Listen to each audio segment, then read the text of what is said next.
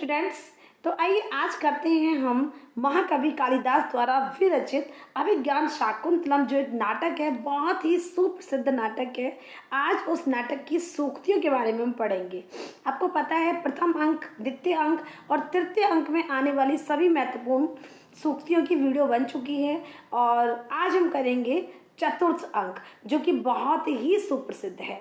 ठीक है, तो जो बच्चे नए आए हैं जल्दी से वीडियो को लाइक करें और चैनल को सब्सक्राइब करें और बेल आइकन को प्रेस जरूर कर दीजिएगा, जिससे कि आपको न्यू वीडियोस के नोटिफिकेशन मिलते रहेंगे। तो आइए शुरू करते हैं चतुर्थ अंक। इसको हम दो भागों में करेंगे बच्चों, क्योंकि इसमें सूक्तियाँ कुछ ज़्यादा हैं। ज़्यादा का मतलब एक 11 या 12 हैं बस, तो एक भाग में हम 5 या 6 करेंगे। ठीक है, तो आइए शुरू करते हैं। चतुर्थ अंक नंबर 1, तो ना तादृशा आकृति विशेषा गुण विरोधिनो भवंती। ठीक, तो सबसे पहले जब कोई सूक्ति होती है तो सबसे पहले हम क्या लिखते हैं बच्चों? प्रसंग लिखते हैं। ठीक है, तो प्रसंग हमारा यही है। प्रस्तुत सूक्ति संस्कृत साहित्य के महाकवि कालिदास द्वारा विरचित अभिज्ञान शाकुंतलम से उद्धत है। तो पहले तो हमने ये लिख दिया, अब हम करेंगे उसके प्रसंग के बारे में कि ये सूक्ति कब कही गई थी। जब शकुंतला की दोनों सखियां जो होती हैं, है ना, कौन कौन सी होती हैं दो सखियां? जी, अनसुईया और प्रियंवदा परस्पर विचार करती हैं, आपस में विचार करती हैं कि राजा दुष्यंत ने शकुंतला के साथ प्रेम विवाह तो कर लिया, है ना। आपस में बात करती हैं कि भाई शकुंतला के साथ उन्होंने, दुष्यंत ने प्रेम विवाह तो कर लिया, परंतु राजा अपने अंतःपुर में लिप्त होकर शकुंतला को याद करेगा या नहीं। इस पर प्रियंवदा कहती है क्या? अब प्रियंवदा क्या कहती है, अब इसका सरलार्थ सुनिए। ना तादृशा आकृति विशेषा गुण विरोधिनो भवंती। इसका सरलार्थ, उस प्रकार की विशेष अर्थात सुंदरतम आकृतियां का विरोध, जो आकृतियां अर्थात आकृतियां गुण का विरोध करने वाली नहीं होती है। ठीक है, तो उस प्रकार की सुंदरतम आकृतियां गुण का विरोध करने वाली नहीं होती हैं, ऐसा कहती है हमारी प्रियंवदा जी। ठीक है, अब भावार्थ क्या है? भावार्थ इसका ये है कि जो प्राणी तन से सुंदर होते हैं, अर्थात जो तन से सुंदर होते हैं, जो वास्तव में आउटर जिनकी ब्यूटी होती है, सुंदर होते हैं, वो मन से भी सुंदर होते हैं, ऐसा प्रियंवदा जी कहती हैं, और अर्थात गुणवान होते हैं। ठीक, तो प्राय सुख जो मन होता है, जो मुख होता है, मुख मन का दर्पण होता है। मुख, जैसे कि कहा जाता है ना कि जो मन में बात होती है हाव भाव चेहरे पर दिख जाते हैं। ठीक है, जो मुख मन का दर्पण होता है, मुख को देखकर ही अंतरंग का ज्ञान हो जाता है कि किस व्यक्ति का मन पवित्र है और किस व्यक्ति का मन अपवित्र है। शकुंतला की दोनों सखियां अनुसैया और प्रियंवदा ने राजा दुष्यंत को देखा है, उससे बातचीत की है, उसके सुंदर रूप से यही ज्ञात होता है कि वह गुणवान है, अर्थात जो वचन उसने शकुंतला को दिया है वह उसे अवश्य पूरा करेगा, अर्थात शकुंतला को कभी भी नहीं भूलेगा। अतः प्रियंवदा अनसुईया को विश्वास दिलाती है कि राजा दुष्यंत शकुंतला को धोखा नहीं देगा, वह गुणवान होने के कारण यथा समय शकुंतला को बुला लेगा जब उसका सही समय आएगा। अतः विषय में सर्वथा निश्चित ही रहना चाहिए, अर्थात इस विषय में हमें बिल्कुल भी कुछ भी नहीं सोचना चाहिए। वो कहती है, वो क्या बोलती है, जो प्राणी तन से सुंदर होते हैं, है ना, वो मन से भी सुंदर होते हैं, है ना। चेहरा किताब है कहा जाता है ना, तो चेहरे से, मुख से पता चल जाता है, मुख मन का दर्पण होता है, जो मन में होता है वही मुख पर दिखाई दे जाता है। ठीक है, तो ऐसा वो कहती है कि हमने भाई उनसे बातचीत करी है, हमको पता है राजा ऐसा नहीं हो सकता, है ना, तो वो आकृति ऐसी नहीं है। ठीक, तो यथा समय जब आएगा, जो एक सही समय आएगा, तो शकुंतला को बुला भी लेंगे और विषय में सर्वथा निश्चित रहना चाहिए और शकुंतला को दुष्यंत बिल्कुल भी नहीं भूलेगा, ऐसा उनका विश्वास है। ठीक है, तो आइए करते हैं दूसरी सूक्ति। कोन्यो हुत वहात दुग्धम प्रभति। प्रभवती, इसमें थोड़ा सा मिस्टेक हो रही है, ये मिस प्रिंट है बुक में, ठीक है, प्रभवती, ठीक है। तो अब क्या है, इसका प्रसंग हमारा वही लिखेंगे कि प्रस्तुत सूक्ति महाकवि कालिदास के द्वारा विरचित अभिज्ञान शाकुंतलम से उद्धत है। अब ये कब होता है, एक दिन क्या होता है, एक दिन शकुंतला अपनी पति की याद में डूबी हुई बैठी रहती है, अर्थात वो सोच रही होती है कि अपने पति के विषय में सोच रही होती है, बैठी हुई होती है। उसकी कुटिया में दुर्वासा ऋषि ने प्रवेश किया होता है। अब दुर्वासा ऋषि अचानक से आते हैं, उनकी कुटिया में प्रवेश करते हैं। ध्यान में मग्न शकुंतला को उनका आगमन का ज्ञात ही नहीं होता है। अब वो इतनी ध्यान में डूबी हुई होती है, इतना याद करती है कि मतलब इतना खोई हुई रहती है कि जब दुर्वासा ऋषि ने कुटिया में प्रवेश किया तो उनको पता ही नहीं चला। किसको? जी, शकुंतला को। दुर्वासा ने फिर क्या हुआ, भाई ऋषि तो ऋषि है। अब दुर्वासा जी ने क्रोध में, है ना, क्रोध में भरकर शकुंतला को शाप दे दिया। क्या शाप दे दिया कि जिसका ध्यान कर रही है वह तुम्हें भूल जाएगा। इस पर प्रियंवदा कहती है, अब उन्होंने श्राप दे दिया कि भाई तुम जिसको याद कर रही हो, जिसकी याद में तुम डूबी हुई हो, वह तुम्हें भूल जाएगा, ऐसा कहते हैं वो। कौन? दुर्वासा ऋषि जी। अब सरलार्थ क्या है, अग्नि के अतिरिक्त कौन जलाने में समर्थ होता है? भाई अग्नि ही जलाने में समर्थ होता है, अर्थात अग्नि के अतिरिक्त कौन जलाने में समर्थ होता है। जैसे कि भावार्थ, अग्नि का स्वभाव क्या होता है? जलाना होता है। अग्नि क्या करती है? जलाती है। वह अच्छे बुरे शुभ अशुभ का विचार ना करके सभी को भस्म कर देती है। अर्थात जब कभी आग लगती है या कभी अग्नि जलती है तो वो ये नहीं देखती कि ये अच्छा है, ये बुरा है, ये शुभ है, ये अशुभ है। उसका स्वभाव तो जलाना है और वो जला देती है। चाहे अग्नि में कुछ भी डाल दीजिए और चाहे अग्नि कहीं से कहीं तक फैल रही हो, ठीक है, कभी वो ये चीज नहीं देखती है क्योंकि उसका स्वभाव जलाना होता है। उसी प्रकार दुर्वासा ऋषि का स्वभाव है कि वह क्रोध, शीघ्र ही क्रोधित हो जाते हैं। अब हमारे जो दुर्वासा ऋषि हैं, दुर्वासा ऋषि का स्वभाव है कि वो शीघ्र ही क्रोधित हो जाते हैं, अर्थात उनको बहुत जल्दी क्रोध आ जाता है तथा शाप के पात्र और अपात्र पर विचार ना करके शाप दे डालते हैं। अर्थात किसको शाप देना चाहिए, किसको नहीं देना चाहिए, अर्थात वो क्या करते हैं, शाप दे डालते हैं। शकुंतला ने सदा ही दुर्वासा ऋषि के आगमन पर उसका यथावत सम्मान किया था। जब भी दुर्वासा ऋषि आते थे शकुंतला हमेशा उनके सम्मान के लिए तत्पर रहती थी, लेकिन हमेशा उन्होंने सम्मान किया।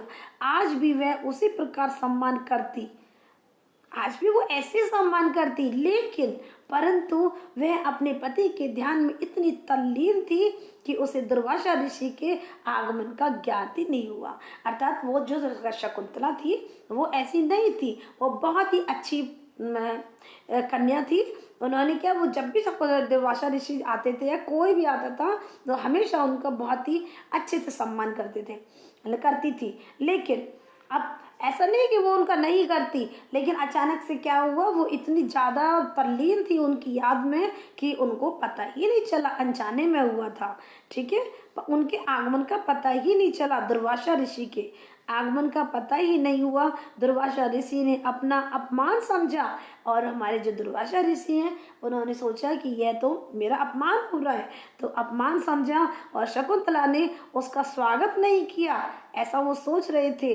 वस्तुतः शकुंतला ने कोई अपमान या अपराध नहीं किया था, यह तथ्य दुर्वासा ऋषि भी जानते थे, परंतु उनको बहुत जल्दी क्रोध आ जाता है। उन्होंने अबोध शकुंतला को शीघ्र ही शाप दे दिया। जैसे अग्नि शुभ अशुभ वस्तु सुयोग्य पात्र को भी शीघ्र जला डालती है, वैसे ही दुर्वासा ऋषि जी ने क्रोधित होकर बेचारी निरपराधनी शकुंतला को शाप दे दिया। तो ये थी हमारी शकुंतला की शाप की कहानी, ठीक है। तो इस तरह से उनको शाप मिला था क्योंकि वो अपने पति की याद में बहुत ज़्यादा खोई हुई थी, उनको आगमन का पता ही नहीं चला, अनजाने में ये सब हुआ था, ठीक है। तो क्योंकि शकुंतला ऐसी कन्या नहीं थी, शकुंतला तो सबका सम्मान करती थी, जो भी अतिथि आता था, ठीक है, और ये बात हमारे दुर्वासा ऋषि भी जानते थे, लेकिन उनको क्रोध बहुत जल्दी आ जाता था, ठीक है, और इस कारण ये घटना हुई। आइए करते हैं हम तीसरी सूक्ति। बहुत ही अच्छी सूक्ति है ये। वैसे चतुर्थ अंक की एक एक सूक्ति बहुत ही महत्वपूर्ण है बच्चों। हम आपको बता रहे हैं, का इदानीम उष्णोदकेन नवमालिकाम सिच्यन्ति, है ना। तो आगे क्या है, तो अब सबसे पहले हम प्रसंग लिखेंगे। देखो बच्चों, जो सूक्ति है ना, तो कहीं कहीं इसमें मिस प्रिंट हो रहा है क्योंकि किताब हमारी बहुत पुरानी हो गई है, इसीलिए हम चाहते हैं कि जल्दी से जल्दी आपको इस कंटेंट को शेयर कर दें, है ना। जैसे क्योंकि देखो किताब, ये तो बुक है, काफ़ी समय हो गया इसको। अब हमेशा तो बुक अमर नहीं रहती है ना, क्योंकि इसके पन्ने भी एक लिमिट रहती है इसकी भी। ठीक, तो हम सोच रहे हैं कि हम बच्चों तक ट्रांसफ़र कर दें और बच्चे अपनी नई नई पुस्तक, अपनी नई नई कॉपी में लिख देंगे। ठीक है, तो अब इसीलिए तो कहीं कहीं मिसप्रिंट हो रहा है, तो आप सूक्ति को एक बार अपनी बुक में भी देख लेंगे। तो अब इस सूक्ति का सबसे पहले हम क्या करेंगे, सबसे पहले करेंगे प्रसंग। तो प्रस्तुत सूक्ति संस्कृत साहित्य के महाकवि कालिदास द्वारा विरचित अभिज्ञान शाकुंतलम से उद्धृत है। ठीक है, तो ये तो हो गया हमारा क्या, प्रसंग। अब है हमारी घटना, अभी कब हुई थी। ठीक, शकुंतला को पति का चिंतन करते हुए ज्ञात नहीं हुआ कि कब दुर्वासा ऋषि उसकी झोपड़ी में आए और क्रोधित होकर चले भी गए। देखो, शकुंतला को पता भी नहीं चला, शाप की तो बात छोड़ो, कब महात्मा जी आए और कब क्रोधित हुए और कब उन्होंने शाप दिया और कब वो चले भी गए, उनको तो पता ही नहीं था। क्रोधित होकर चले भी गए। यद्यपि अनुसुईया ने उसका शाप कम करा दिया था, लेकिन जो अनुसुईया थी ना, उनकी दोस्त, किसकी, शकुंतला की, उन्होंने क्या किया, अपनी दोस्त का शाप को कम करा दिया था, अर्थात उन्होंने उनकी तरफ से कुछ बोला होगा। तो परंतु शकुंतला की दोनों सखियां अनसुईया और प्रियंवदा परस्पर यह निश्चय करती हैं कि यह शाप का वृत्तांत शकुंतला को नहीं कहना चाहिए। अब दोनों जो अनसुईया और प्रियंवदा जो थी ना, अब वो आपस में उन्होंने सोचा कि यार अपन ना इनको नहीं बताएंगे, है ना, क्योंकि अब क्यों नहीं बताएंगे। इस पर अनसुईया कहती है, क्या, कौन है इदानीम, है ना, का इदानीम, कौन है ऐसा जो उष्णोदकेन नवमालिकाम सिंचन्ति, अर्थात कौन होगा जो, कौन है जो नवमालिका को गर्म जल से सिंचन करेगा। अर्थात जो नई नई पत्तियां होती हैं, नई छोटी छोटी जो फ्लावर, वो पौधे होते हैं, उनको कौन गर्म पानी से सिंचन करेगा। अर्थात यहाँ ये चीज़ नहीं है, तो कौन है जो नव मल्लिका को गर्म जल से सिंचन करेगा। इसका भावार्थ क्या है, सुनेंगे। नव मालिका पुष्प की लता बहुत कोमल होती है। जो नई मालिका होती है, जो नव मालिका पुष्प की, फूल की लता बहुत कोमल होती है, बहुत ही नाजुक होती है वो, जो सर्दी या ठंड में ही पुष्प प्रदान करती है। जो या कि जो कब पुष्प देती है, सर्दी में, ठंडी में। यदि इस लता को गर्म पानी से सींच देंगे तो क्या होगा, वह मुरझा जाती है। ठीक है, तो उसी प्रकार शकुंतला अतीव कोमल अंग वाली व बहुत सरल हृदय वाली है। ठीक है, जो हमारी शकुंतला जी हैं, बिल्कुल नवमालिका की तरह उनको उनकी तुलना करी है। जैसे नवमालिका बहुत कोमल होती है, उसी प्रकार जो शकुंतला है, शकुंतला भी बहुत ही कैसी है, बहुत ही कोमल अंग वाली, अर्थात बहुत सरल हृदय वाली है। यदि उसको दुर्वासा ऋषि के शाप के विषय में ज्ञात हो जाएगा तो अत्यंत पीड़ा अनुभव करेगी। अभी तो क्या वो सोचती है कि अभी तो उनको पता ही नहीं है कि भी उनको शाप लगा है ना। अगर हम उनको बता देंगे तो उनको बहुत अत्यंत पीड़ा होगी। एक और तो वह अपनी पति दुष्यंत के विषय में रात दिन चिंतित रहती है। भाई, एक और तो वो हमेशा परेशान रहती है अपने पति की चिंता में, और दूसरी ओर उसे अगर यह ज्ञात हो गया कि दुर्वासा ऋषि ने इनको शाप दिया है तो क्या होगा, है ना। तो उसका पति शकुंतला को भूल जाएगा। श्राप इसी तरह से दिया था ना, शाप। तो यह सुनकर शकुंतला का हृदय को बहुत ज्यादा आघात पहुंचेगा। इसी कारण दोनों सखियां निश्चय करती हैं कि भूल कर भी शकुंतला को दुर्वासा ऋषि के शाप के विषय में नहीं बताना है ना, क्योंकि उसे गहन पीड़ा होगी। उसे गहन पीड़ा से हमको क्या करना है, बचाना है। ठीक है। तो इस प्रकार वो दोनों जो सखियां होती हैं आपस में निर्णय कर लेती हैं। शकुंतला को तो कुछ पता ही नहीं है क्या हुआ क्या नहीं हुआ, उनको कुछ नहीं पता। ठीक है, वो तो बेचारी बहुत ज्यादा परेशान है। किसके बारे में? दुष्यंत के बारे में। तो आइए करते हैं हम अगली सूक्ति। चौथी सूक्ति हमारी, दूर आरोहो भवती महताम पे भ्रंश निष्ठा। ठीक है, अब प्रस्तुत, सबसे पहले हम प्रसंग लिखेंगे। प्रस्तुत सूक्ति संस्कृत साहित्य के महाकवि कालिदास द्वारा विरचित अभिज्ञान शाकुंतलम से उद्धत है। और विषय कौन सा है हमारा? कश्यप ऋषि का एक शिष्य।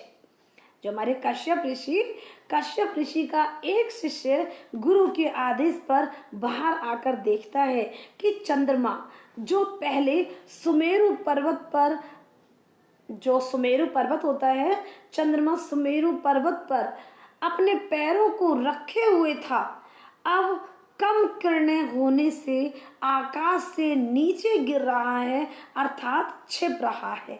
अतः वह कहता है, देखिए सरलार्थ क्या है इसका, महान पुरुषों का भी बहुत ऊपर उठना उन्हें नीचे गिरा देने वाला होता है। बहुत ही सुंदर लाइन है ये।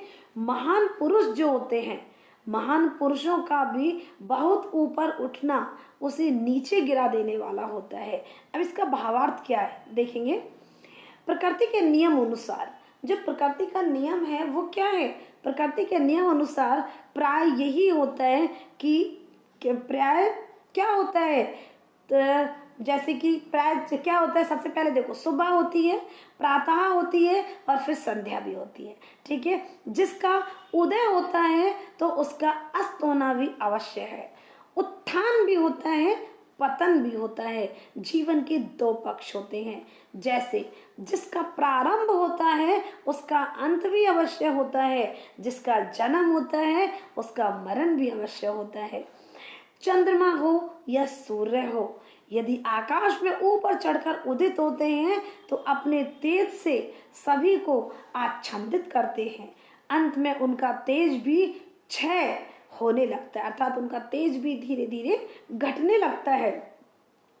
तेज रहित होकर अपनी अंतिम यात्रा करते हैं। उसी प्रकार जो प्रत्येक प्राणी भी उत्थान पतन के मार्ग से गुजरता है, उत्थान और पतन दोनों के मार्ग से गुजरता है। यहाँ तक कि महान से महान पुरुष भी यदि जीवन की आवश्यकता से अधिक उन्नति प्राप्त कर लेते हैं तो एक ना एक दिन उनका पतन भी अवश्य होता है। अर्थात जो कोई बहुत ज़्यादा तरक्की कर लेते हैं या फिर बहुत ज़्यादा उन्नति प्राप्त कर लेते हैं तो एक ना एक दिन उनका भी पतन तो अवश्य होना ही है।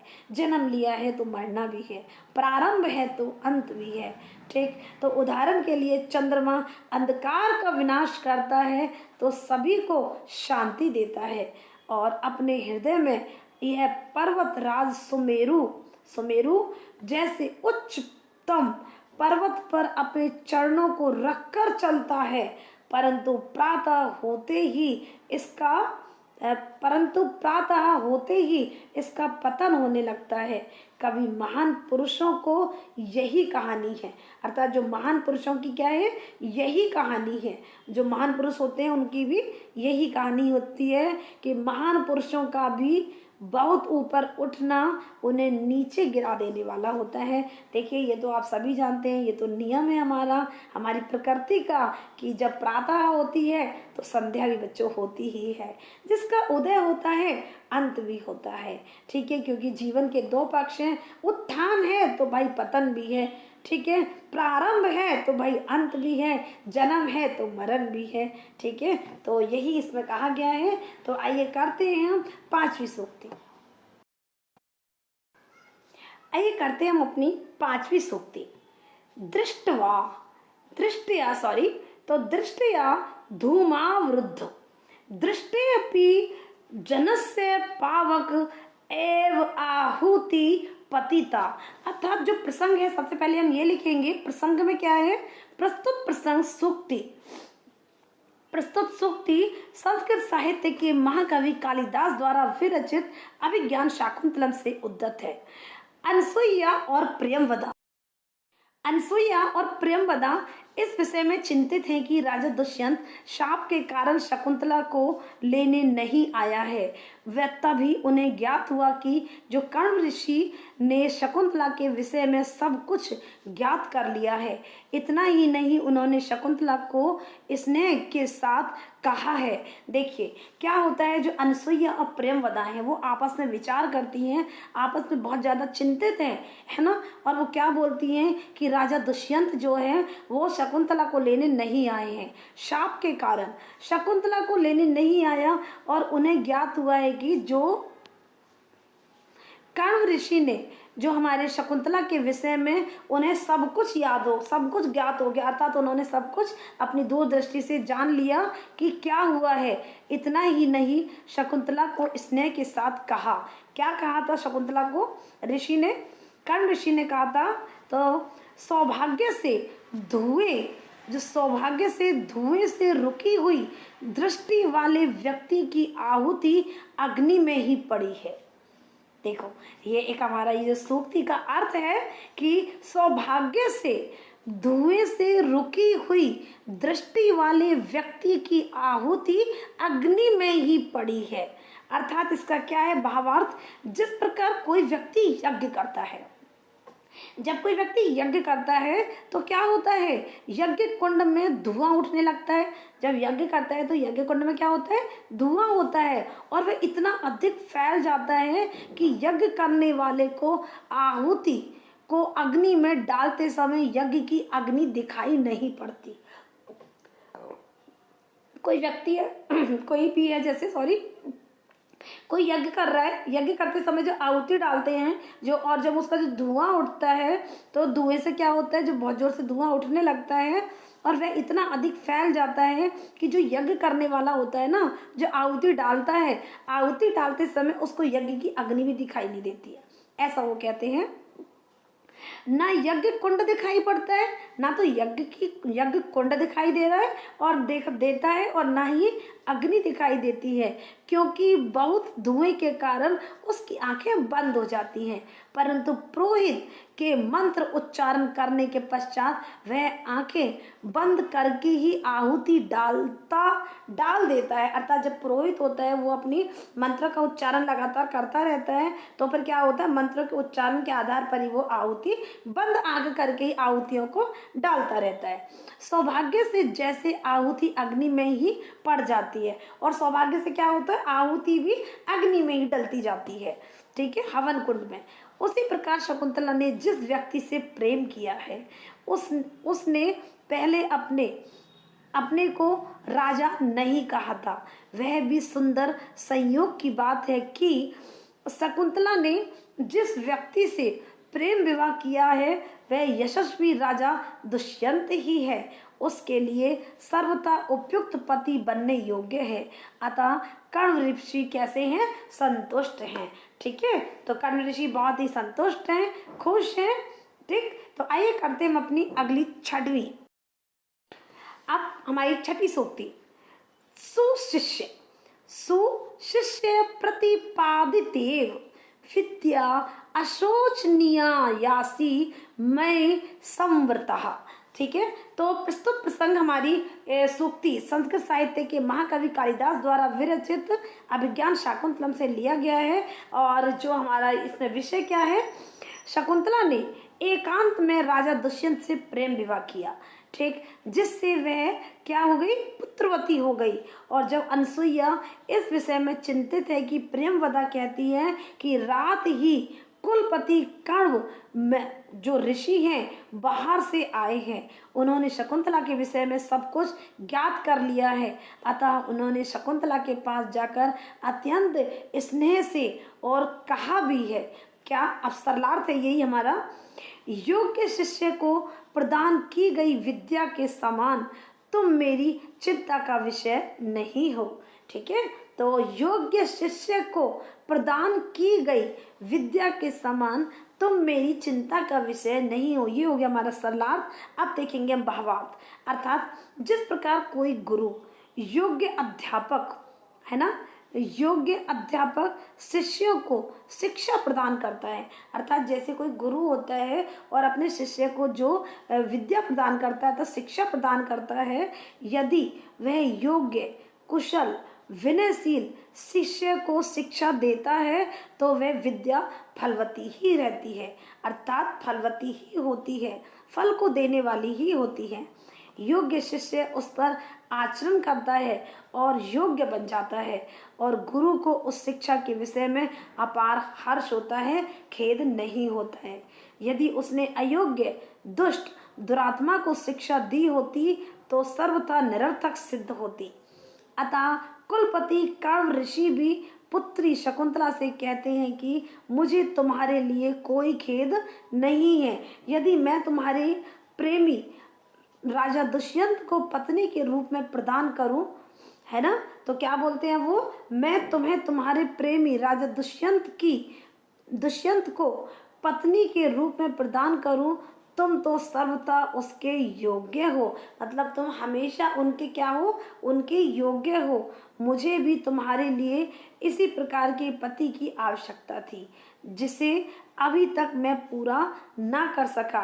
पर ऋषि बोलते हैं कि भाई मुझे तुम्हारे लिए ऐसे ही पति की ढूंढना था, अर्थात ऐसे पति की इच्छा थी, तुमको इतना ही योग्य, सुयोग्य पति मिलना था, अर्थात अतः तुम्हारे प्रेम के विषय में मुझे कोई भी खेद नहीं है। अब हमारा 7वीं सूक्ति, क्या 7वीं सूक्ति हमारी कोटर संभवपि, है ना।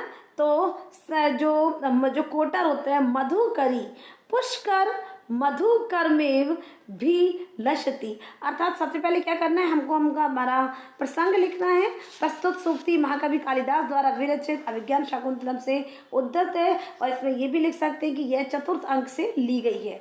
अब अपना इसका विषय कौन सा है, शकुंतला जब अपने पति के घर जाती है तो उसके लिए वृक्ष आदि के द्वारा विभिन्न प्रकार के अलंकार प्रदान किए जाते हैं, जिससे वह एक नागरिक नववधु के समान सुसज्जित हो सके। शकुंतला को उन अलंकारों से अलंकृत देखकर प्रेमवदा कहती है, क्या, सलात।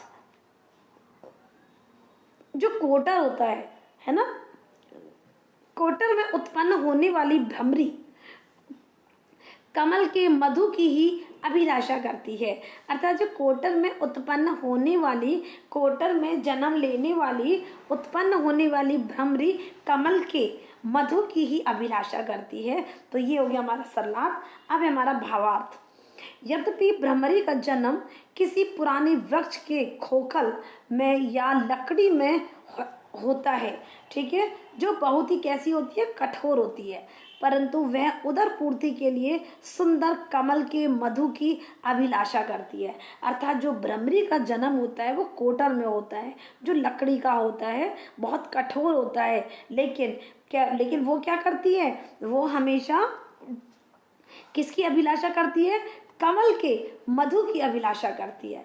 अर्थात यह उसका स्वभाव है, उसे कमलों के राजा कमल का मधु ही प्राप्त है, ठीक है, यह उसका परम सौभाग्य है। इसी प्रकार शकुंतला का जन्म वन प्रदेश में हुआ है। जो शकुंतला का जन्म है वो कहाँ हुआ है, वन प्रदेश में हुआ है। तपोवन आश्रम में उसका लालन पालन हुआ है, पर जहाँ उसे वृक्ष, लताएं, पौधे, मृग, मयूर, जंगली साथी ही मिले हैं या उदासीन ऋषिगण प्राप्त हुए हैं, परंतु उसका सौभाग्य था कि उसने सामान्य पुरुष की इच्छा ना करके हस्तिनापुर के यशस्वी राजा दुष्यंत की ही कामना की है। उसी के अनुरूप उसने आभूषण को प्राप्त हो गए, है ना, और उसी के अनुरूप उसे आभूषण भी प्राप्त हो गए, जिनसे सुशोभित होकर वह रानी ही कहलाएगी। यह तो भाग्य की देन है अथवा विधाता का विधान है, जो शकुंतला अपनी सुंदरता की अभिलाषा के अनुसार अलंकारों को प्राप्त कर सकी है, ठीक है। तो ये हो गया हमारा सूक्ति नंबर 7। अब हमारी सूक्ति नंबर 8। अब 8वीं सूक्ति है बच्चों। ये जो सूक्तियां हैं सारी ही बहुत ही मोस्ट इम्पोर्टेंट हैं, तो एक एक सूक्ति बहुत ही महत्वपूर्ण है, ठीक है। तो इस कहानी को आप सुन लेना, जैसी भी मैं आपको बता रही हूँ, ठीक है। कहानी को सुन लेंगे तो आपको क्या होगा, बहुत ज़्यादा मदद हो जाएगी, ठीक है। तो 8वीं सूक्ति हमारी गुरवपी। गुरवपी विरह दुखम आशा बंध सहायति। ठीक, तो प्रस्तुत सूक्ति हमारी महाकवि कालिदास द्वारा विरचित अभिज्ञान शाकुंतलम से उद्धत है। शकुंतला जब पति के घर जाती है तो तपोवन में सभी प्राणी बिना व्याकुल, मतलब क्या होता है, उसके बिना व्याकुल हो जाते हैं। जब वो अपने पति के घर जाती है तो व्याकुल हो जाते हैं सभी लोग, सभी जो वहाँ होते हैं तपोवन में।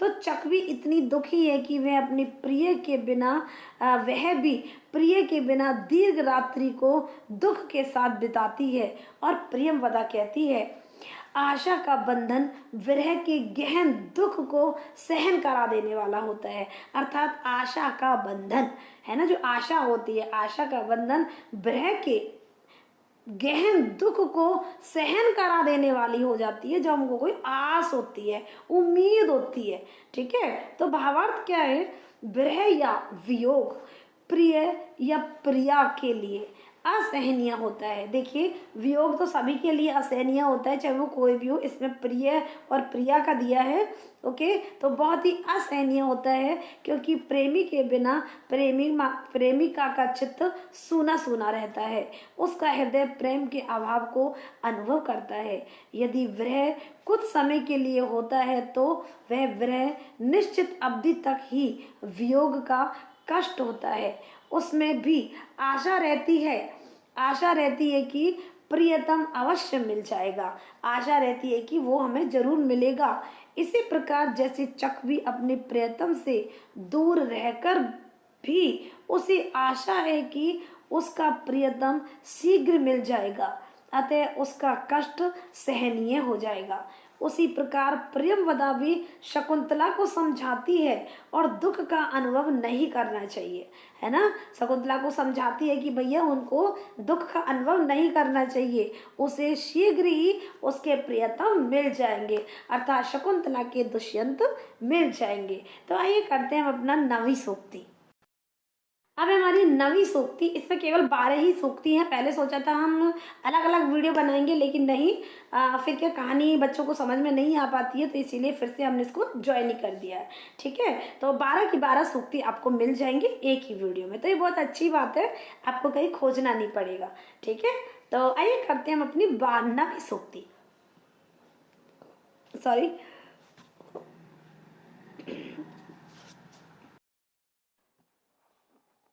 भाग्य है ना, भाग्य को तो सभी जानते हैं। भाग्य आय मत्तहा परम न खलु तद वाच्यम वधु बंधुभिः। सबसे पहले प्रसंग लिखेंगे। प्रस्तुत सूक्ति महाकवि कालिदास द्वारा विरचित संस्कृत साहित्य के चतुर्थ अंक से ली गई है, ठीक है। अभिज्ञान शाकुंतलम नाटक से ली गई है, चतुर्थ अंक से ली गई है, आपको पता है। तो शकुंतला पति के घर जाती है, तपोवन उसके वियोग में रोता है। अब जब कोई बच्चा चला जाता है या कन्या चली जाती है, तो चाहे वो घर हो चाहे तपोवन हो, देखिए वियोग तो सभी को वियोग होता है, अर्थात दुख होता है, ठीक है। तो इसी प्रकार जो शकुंतला अपने पति के घर चली जाती है तो तपोवन उसके वियोग में रोता है। कुलपति कण्व ऋषिवर शार्ंगव के द्वारा राजा दुष्यंत के लिए संदेश भेजते हैं कि तुमने शकुंतला के बांधवों से पूछे बिना जो प्रेम विवाह किया है, इस विषय में हम यही कहना चाहते हैं कि इसे अपनी पत्नियों के समान स्थान मिले। और पुनः वे कहते हैं, सरलार्थ क्या है, इसके पश्चात भाग्य पर भी निर्भर है ना, भाग्य पर भी निर्भर है। अतः वधु पक्ष को इस विषय में कुछ नहीं कहना चाहिए, ठीक है। ना खलु तद वाच्यम वधु बंधु भी, ठीक है। तो वधु पक्ष को इस विषय में कुछ नहीं कहना चाहिए। तो भावार्थ क्या है, कन्या पति के घर जो पति होता है, पति के घर कन्या पति के घर पत्नी के अधिकार को प्राप्त करके कितना सुख, कितनी शांति और कितनी सुसंपन्नता, आदर प्राप्त करती है, यह तो कन्या की भाग पर निर्भर करता है। अर्थात कन्या जब जाएगी अपने पति के घर पर, उसको कितना सुख मिलता है, कितनी शांति मिलती है, कितनी संपन्नता मिलती है, कितना आदर मिलता है। भाई ये तो कभी खरीदने वाली चीज़ तो है नहीं, ये किस पे डिपेंड करता है, ये कन्या के भाग पर डिपेंड करता है। ठीक है, कन्या के भाग्य पर निर्भर करता है। अतः कन्या पक्ष को इस विषय में कुछ नहीं कहना चाहिए। वास्तव में कुलपति कर्ण ऋषि शकुंतला को समझाकर यही कहना चाहते हैं कि जब तुम्हें एक बार पत्नी होने का अधिकार मिल जाएगा, तुम स्वयं कर्तव्य परायण होकर पत्नी की स्नेह को प्राप्त करोगी। उन्होंने बोला कि भाई जब तुम जाओगी अपने पति के घर, तुम अपने आप ही कर्तव्य परायण होकर अपने पति को स्नेह को प्राप्त करोगी, तुम्हारा वहां सम्मान होगा। अतः तुम ऐसे कार्य करना जिससे तुम्हारा पति और उसका परिवार तुम्हें सम्मान की दृष्टि से देखे। कर्ण ऋषि जी समझा रहे हैं शकुंतला को कि शकुंतला जब तुम अपने घर जाओगी तो वहां पर तुम क्या करोगी, तुम मतलब अच्छे अच्छे काम करना, ऐसे कार्य करना जिससे तुम्हारा पति भी खुश रहे, तुम्हारा परिवार भी खुश रहे और सब लोग तुम्हें सम्मान की दृष्टि से देखें, तुम्हारी वह बढ़ाई हो, है ना। जैसे एक पिता अपनी बेटी को समझाता है, माता अपनी बेटी को समझाती है, उसी प्रकार कर्ण ऋषि भी शकुंतला को समझा रहे हैं। तुम्हें सभी एक आदर्श पत्नी के रूप में ज्ञात करें, कोई भूल कर भी तुम्हारी अवज्ञा ना करे। यह सब कुछ शकुंतला पर ही निर्भर है। यह विषय वधु पक्ष को अधिक कहने का अधिकार नहीं है, ऐसा वो उनको समझाते हैं। अब हमारी 10वीं सूक्ति है कि वामहा, है ना, वामहा कुलस्य आद्यः। अर्थात सबसे पहले प्रसंग लिखेंगे, प्रसंग आपको पता ही है, याद भी हो गया है। तो प्रस्तुत सूक्ति संस्कृत साहित्य के महाकवि कालिदास द्वारा विरचित है और ये चतुर्थ अंक से लिया गया है, तृतीय से तो तृतीय से, तो प्रथम से तो प्रथम से, जिसकी जौन सी सूक्ति है तो उसी अंक का हमको लिखना है। ठीक है, जब शकुंतला पति के घर जाती है तो कुलपति कर्ण ऋषि उसे शिक्षा देते हैं कि तुम वहां जाकर बड़ों की सेवा करना, है ना, ऐसे समझाया जाता है। और सपत्नी जनों से सखियों जैसा व्यवहार करना, अर्थात जो और भी पर राजा की पत्नियां हैं उनके साथ पत्नी जैसा व्यवहार करना, अच्छी सखियों की तरह व्यवहार करना, पति के स्नेह को सर्वोपरि समझना, सदा उदार रहना अपने कर्तव्य है ना। और ये सदा उदार रहना क्या है, ये तुम्हारा कर्तव्य है। उनका शकुंतला के प्रति यह भी कथन है। और क्या समझाया था, सरलार्थ देखेंगे। इस प्रकार सद आचरण करने वाली नारियां गृहिणी पद को प्राप्त होती है। इसके विपरीत आचरण करने वाली कुल की मानसिक अशांति को कारण पैदा होती है।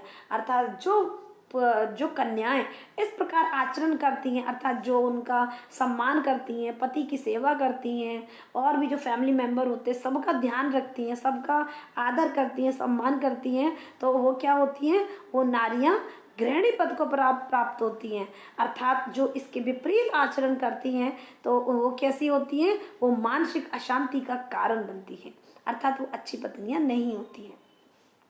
अब भावार्थ क्या है, यदि युवतियां विवाहित होकर अपने पति के घर जाकर अपने कर्तव्य के प्रति संलग्न रहती हैं तो वहां बड़ों की तन मन से सेवा करती हैं, सपत्नी जनों के प्रति किसी प्रकार की ईर्ष्या या द्वेष नहीं करती हैं, बल्कि उनके प्रति सखी बहन जैसा व्यवहार करती हैं।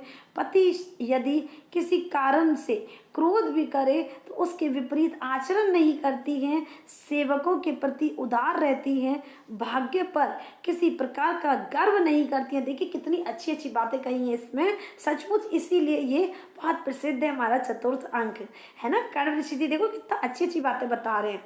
वो कहते हैं जो युवतियां विवाहित होकर पति के घर जाकर अपने कर्तव्य के प्रति संलग्न होती हैं, अर्थात कर्तव्यों का पालन बहुत ही अच्छे से करती हैं, है ना, वहाँ बड़ों की, जो भी हमारे घर में बड़े लोग रहते हैं, सास ससुर देवर जेठ जो भी रहता है, और जिनकी वो तन मन से सेवा करती हैं, सपत्नी जनों के प्रति किसी की प्रकार, अर्थात और भी जो पत्नियां होती हैं उनके साथ किसी भी प्रकार का ईर्ष्या नहीं करती, द्वेष नहीं करती हैं, बल्कि उन्हें सखियों जैसा उनके साथ व्यवहार करती हैं। पति यदि किसी कारण से क्रोध भी करे, अगर किसी कारण से पति को क्रोध भी आ जाता है ना, तो अगर किसी कारण से क्रोध भी आ जाता है पति को, तो उसके विपरीत आचरण नहीं करती हैं, है ना। जो पत्नियां नहीं करती हैं, ऐसा नहीं कि भाई पति को थोड़ा सा गुस्सा आया और कि बस अब क्या बताएं, कुछ नहीं, ठीक है। तो पति की क्रोधित होने पर भी उनके विपरीत आचरण जो नहीं करती है, सेवकों के प्रति जो उदार रहती है, अर्थात जो घर में जो काम करने वाले जो कर्मचारी होते, अर्थात जो नौकर होते हैं, उनके प्रति उदार रहती हैं। ऐसा नहीं कि छोटी छोटी बात पर उनको डांट दिया, अगर उन्होंने थोड़ा सा लेट आए या कुछ भी हुआ या कोई गलती हो गई तो जरा से में डांट दिया, नहीं। उनके प्रति, सेवकों के प्रति जो उदार रहती हैं, भाग्य पर किसी प्रकार का गर्व नहीं करती हैं, अर्थात भाग्य पर किसी भी प्रकार का घमंड नहीं करती है ना। तो इस प्रकार का सद आचरण करने वाली नारी, इस प्रकार का जो अच्छा आचरण करने वाली नारी गृह लक्ष्मी बन जाती है, तथा पति व जो होते संबंधियों के में समान सम्मान को प्राप्त करती हैं। और जो पति होता है और जो भी सगे संबंधी होते हैं, जो रिलेटिव्स होते हैं, उनका क्या होता है, उनके सम्मान को प्राप्त करती हैं, ठीक है। उनको सब प्यार करते हैं, घर में सब लोग उनको चाहते हैं। यदि इसके विपरीत आचरण करती हैं, बड़ों का सम्मान करते या ना तो बड़ों का सम्मान करती हैं, ना पति को सम्मान देती हैं, क्रोधित होने पर अशांत हो जाती हैं, पर सपत्नी जनों में ईर्ष्या करती हैं, सेवकों पर बात बात पर क्रोध करती हैं, इस प्रकार आचरण करने वाली पत्नी कभी भी उचित नहीं होती। अर्थात हमको ऐसे तो गुस्सा किसी को नहीं करना चाहिए, जरूरी नहीं कि ये सारी बातें हम ससुराल में ही अपनाएं, क्योंकि देखो ऐसा नहीं होता है। मायके में मम्मी के यहाँ भी अगर अपन ऐसा व्यवहार करेंगे कि जैसे सभी के विरुद्ध आचरण करेंगे, अपने घर में जो मम्मी के यहाँ है उनका भी सम्मान नहीं करेंगे, तो हम ससुराल में क्या करेंगे, है ना। तो इसीलिए हमको तो ये घर से ही सीखती है बच्चियाँ, है ना, सभी लोग।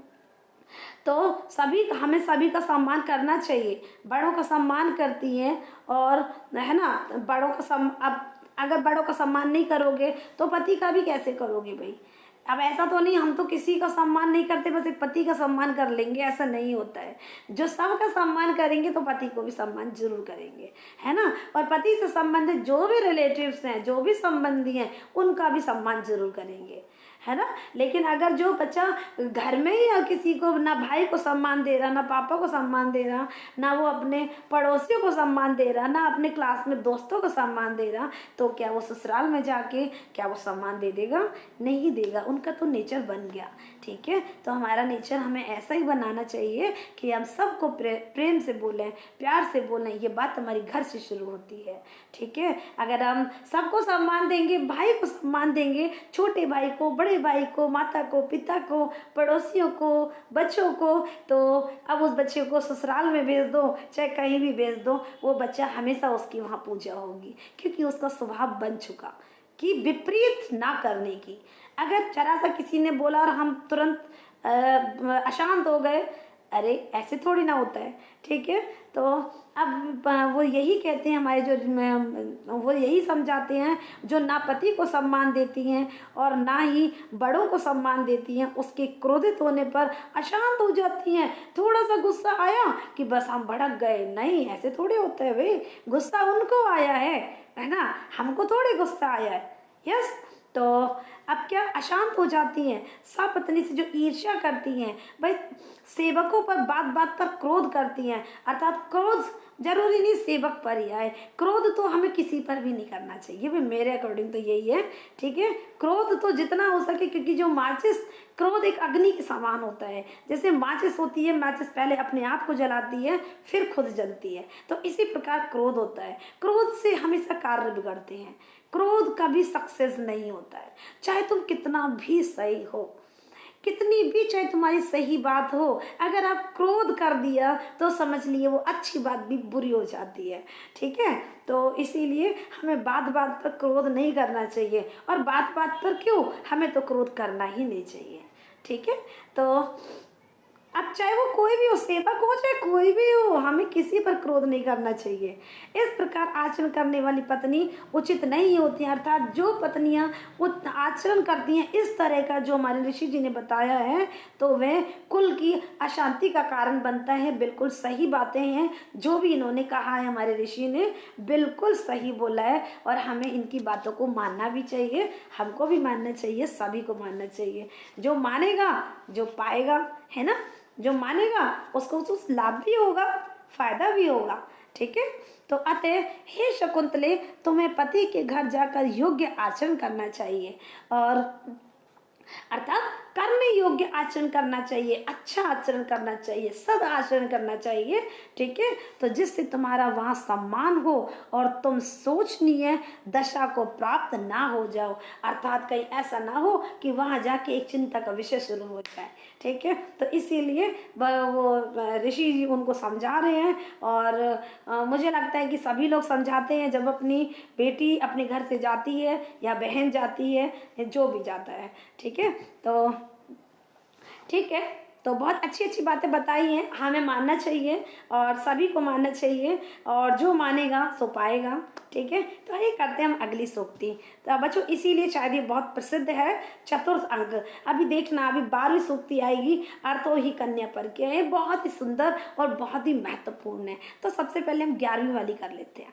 स्नेहो, है ना। तो हमारे स्नेहो वाम वाम आशंकति, अर्थात प्रस्तुत सूक्ति संस्कृत साहित्य के कालिदास द्वारा विरचित अभिज्ञान शाकुंतलम से उद्धत है। और बच्चों ये हमारा जो है ये चतुर्थ अंक से लिया है, छोटी सी सूक्ति है।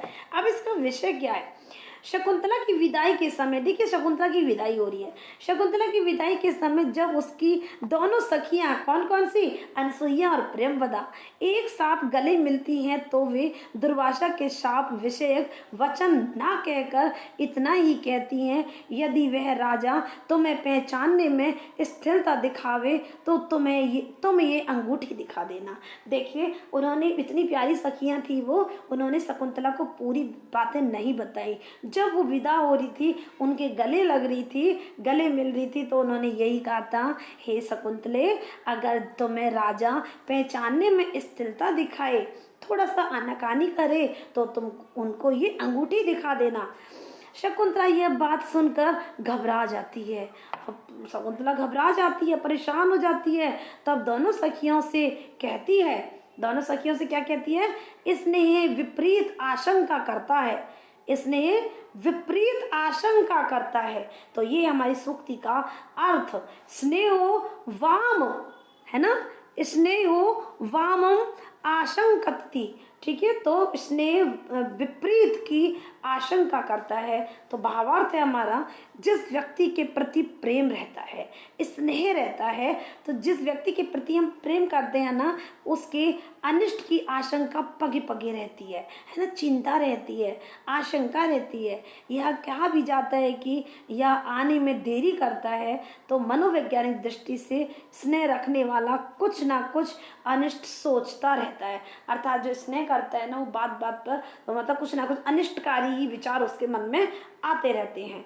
ठीक, कि कहीं ऐसा शुभ तो नहीं हो गया, कहीं ऐसा अशुभ तो नहीं हो गया। यद्यपि वह चाहता नहीं है, वो चाहता नहीं है, फिर भी उसके मन में शुभ की कामना करके भी अशुभ दिशा में ही जाता है। शुभ चाहता है लेकिन उसका मन उधर की साइड जाता है। यह स्नेह की प्रवृत्ति ही कुछ ऐसी है, अर्थात ये प्रेम की प्रवृत्ति कुछ ऐसी है। जिसको हम बहुत ज्यादा प्रेम करते हैं, उसके प्रति हमेशा हमारा स्वभाव आशंका से ही रहता है, आशंका ही करता रहता है। जरा सी भी देर हो जाएगी तो हमारा ध्यान गलत जगह ही जाएगा। ठीक है। तो जबकि ऐसा नहीं है कि वो चाहते हैं, ऐसा नहीं, बिल्कुल नहीं चाहते।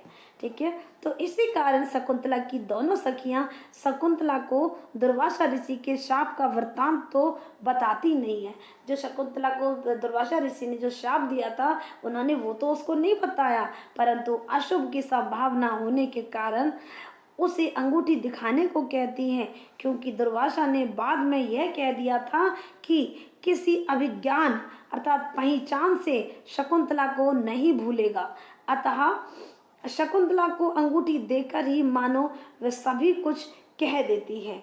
और उनके अप्रासंगिक वाक्य पर जब वह घबराती है तो स्नेह की वृत्ति विपरीत वृत्ति के विषय में कहती है, अर्थात शकुंतला का राजा के प्रति प्रेम है, अतः उन्होंने इस प्रकार कह दिया है, अन्यथा राजा उसे अवश्य पहचान जाएगा बल्कि बहुत प्रेम करेगा। अर्थात उनको क्या होता है, उन्होंने बोला कि भाई अगर कुछ ऐसा हो गड़बड़ कुछ लगे तो आप उनको वो अंगूठी दिखा देना तो राजा तुम्हें पहचान लेगा। मतलब कुछ इस तरह से उनको बताया। दुर्वासा ऋषि के शाप के बारे में बिल्कुल नहीं बताया, लेकिन जो हमारी शकुंतला थी वो तो भैया और घबरा जाती है। वो तो अब उनके मन में तो उसी तरह के विचार आते हैं। ठीक है, तो ये हमारी सूक्ति का समापन हो जाता है। अब हमारी बचती है एक सूक्ति जिसका नाम है 12वीं सूक्ति। तो बच्चों 12वीं सूक्ति कुछ इस प्रकार है, अर्थो ही कन्या पर की है। कुछ हमारे मित्रों ने लगाया भी हुआ है, अपने व्हाट्सएप पर लिख देते हैं, तो बहुत ही सुंदर लाइनें हैं ये। अर्थो ही कन्या पर के एक सबसे पहले प्रसंग लिखेंगे और प्रस्तुत पंक्ति संस्कृत साहित्य के महाकवि कालिदास द्वारा विरचित अभिज्ञान शाकुंतलम से इसे लिया गया है। सुनिए, जब नम आंखों से तपोवनवासी शकुंतला को विदा करते हैं, सारे तपोवन के लोग होते हैं, अब वो शकुंतला को विदा कर रहे हैं। शकुंतला के चले जाने के पश्चात तपोवन शून्य हो जाता है। आप शकुंतला को विदा कर देते हैं, सारे तपोवन के जितने भी जो भी वहाँ रहता था सब लोग आते हैं और उनको विदा कर देते हैं और जो तपोवन है बहुत ही शून्य हो जाता है, सूना हो जाता है। यद्यपि कण्व ऋषि को भी यह सूनापन अनुभव होता है। देखिए, कण्व ऋषि एक हमारे ऋषि होते हुए भी उनको वो कैसा लगता है, सूना लगता है, सूनेपन का अनुभव होता है, सूनेपन का अनुभव होता है। परंतु पुत्री को विदा करके धर्मपिता कण्व को शांति भी मिलती है। देखो, सूनापन तो लगता है ना, लेकिन उनको शांति भी मिलती है। धर्म पिता होते हैं कण्व जी, उनको शांति भी मिलती है। और अतः कण्व ऋषि कहते हैं कि अर्थो ही कन्या पर के एवं, अर्थात निश्चय ही कन्या पराया धन होती है, ये इसका अर्थ है। तो आइए करते हैं इसका भावार्थ। भारतीय परंपरा के अनुसार माता पिता कन्या को जन्म देते हैं। ठीक है, भारतीय परंपरा के अनुसार माता पिता तो कन्या को जन्म देते हैं और उसका पालन पोषण भी करते हैं, बड़ा भी करते हैं। परंतु जब वह युवती हो जाती है, अर्थात समझदार हो जाती है, विवाह के योग्य हो जाती है, तो उसके लिए योग्य पति की खोज करते हैं कि उसके योग्य कोई पति ढूंढते हैं जहां पर रहकर वह अपना जीवन यापन कर सके, अपने सहचर के साथ वह एक नई दुनिया बसा सके, नूतन संतति को जन्म दे सके और अपने अनुरूप एक जीवन प्रदान कर सके। माता पिता कन्या को सभी कुछ उसके पति को ही मानते हैं। ठीक है, तो वास्तव में वही वास्तविक अधिकारी है। जिस प्रकार किसी की वस्तु को गिरवी रख लिया जाता है और जब उसका स्वामी उसे ले जाता है तो धरोहर रखने वाले को शांति मिलती है, वस्तु अब वास्तविक मालिक को मिल गई है, उसी प्रकार जब माता पिता पुत्री का विवाह कर देते हैं तो उन्हें शांति मिलती है कि कन्या अपने अधिकारी को मिल गई है, वही उसका गंतव्य है और वह उसकी धरोहर है, वहाँ पर वह सुखी रहेगी। तो देखिए, ये तो हमारे समाज में भी होता है, हमारे घर परिवार में भी होता है। अर्थो ही कन्या पर की ये बिल्कुल सही सूक्ति है। ये वास्तव में कन्या एक पराया धन होती है। माता पिता उनको जन्म भी देते हैं, उनका पालन पोषण भी करते हैं, लेकिन जब एक निश्चित समय आता है तो उन्हें उनके एक योग्य पति ढूंढना शुरू कर देते हैं और उनको वो क्या करते हैं और जीवन यापन करने के लिए, अर्थात उनके जो एक सही अधिकारी है उसके हाथों उसको सौंप देते हैं। अर्थात उनको वो, अब कौन चाहता है कि अपनी बेटी को कहीं भेजना, है ना, लेकिन ये हमारी परंपरा है। ठीक है, तो और वो उसके अधिकारी को देकर धरोहर रखने वाले को शांत, मतलब फिर क्या होता है, देकर वो अपने आप को बहुत शांत महसूस करते हैं, अर्थात बहुत अच्छा महसूस करते हैं कि उसका स्वामी उसे ले जाता है ना, उसका स्वामी उसे ले जाता है, अर्थात उसका पति उसे ले जाता है और धरोहर, अर्थात ऐसा लगता है जैसे कोई, अब तक उन्होंने माता पिता ने उस लड़की को, उस कन्या को ऐसा लगता था कि ये तो पराया धन है, कहा जाता है ना कि ये किसी की धरोहर है, हमें इसकी सुरक्षा करनी है, जब तक इसकी मालिक को इसे सौंप ना दिया जाए।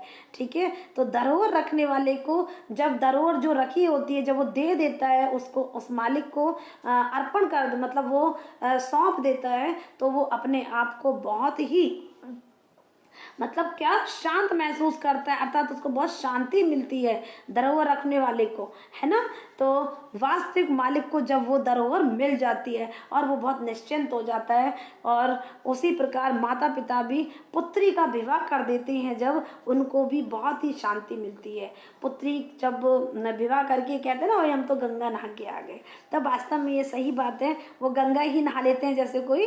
ठीक है, क्योंकि उनकी जो जिम्मेदारी है आज उनकी जिम्मेदारी पूरी हो गई, अर्थात जिसका वो धन था, जिसकी वो संपत्ति थी, जिसकी वो धरोहर थी, आज उसको उनको सौंप दिया। तो यही है हमारा अर्थ, है अर्थो ही कन्या परकीय एव। तो बच्चों ये हमारा बहुत ही खूबसूरत सा महत्वपूर्ण अंक, चतुर्थ अंक समाप्त हो गया है। और अब हम करेंगे पंचम अंक, पंचम, षष्ठ और सप्तम अंक। ठीक है, तो बच्चों इसका हम आपको वीडियो जल्दी से जल्दी सेंड कर देंगे, तो इस वीडियो को जल्दी से जल्दी ज़्यादा से ज़्यादा शेयर करिए और वीडियो को लाइक करिए, कमेंट करिए और इसको, और चैनल पर जो भी नए नए आए विद्यार्थी हो चैनल को सब्सक्राइब अवश्य करें। ठीक है, और बेल आइकन को प्रेस करें जिससे कि आपको न्यू वीडियोस के नोटिफिकेशन मिलते रहें। तो बच्चों पढ़ते रहेंगे, सीखते रहेंगे और चैनल पर बने रहिए। आइए शुरू, अब हम मिलेंगे अगले टॉपिक के साथ में। जब तक के लिए नमस्कार, धन्यवाद।